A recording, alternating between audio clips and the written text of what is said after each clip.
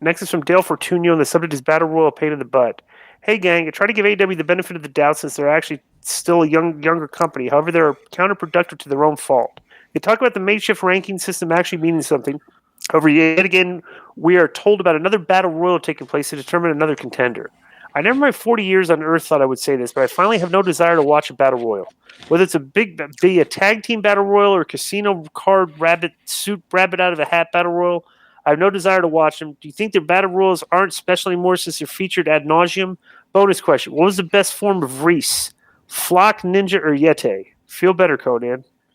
The Reese was the best in the flock for sure. The Yeti was a disgrace. Yeah. I'm not a fan of it, bro. Their whole ranking system is ridiculous. The ranking should be the number one contender is the guy that's you're fighting for the number one contender. We'll look at the rankings. Who's number one contender? That's the guy that should fight for the belt. They do these rankings just to have like numbers next to these people when they walk out for the match and make it sound like it's a big deal, but it's like, I don't think it's there's a ranking question coming up where they mentioned that I can't remember, but one of the undercard guys is ranked second, and I'm like, well, how the hell was that? But that'll come up. All right. Bro, I almost feel like the ranking system is like, okay, this is an idea that we came up with, and we're not going to admit it isn't good. And I just think they should just one day scrap it and say, hey, but you fans requested this, and we're going to give it to you. No more ranking systems. It's confusing. You know what I'm saying? Get rid of that. You can't even get the WWE to admit that they're freaking that their brand split. They've been doing it for 20 years and it hadn't worked. Yeah.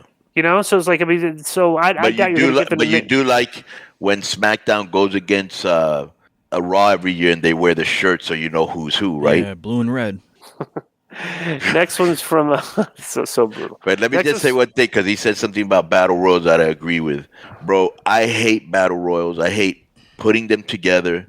Most of the guys that are in the battle royal don't give a if they're not going to win or they're not like the last four guys in. So it's just a bunch of people trying to get somebody over in the same boring way. They're hard to watch. They're usually not entertaining. They're not.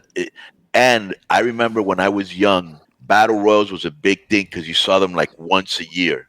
I remember there used to be one in LA that they would have every single year, and it would have like different wrestlers from around the world that never wrestled in LA during the year. And then always the big attraction was Andre the Giant. Right. And you waited the whole year to see this because it was once. But like everything in wrestling, when something works, you oversaturate it. They went from 3 pay-per-views to 4 pay-per-views to 15 pay-per-views. And the same thing with the battle royals. There's so many battle royals now that they don't mean anything.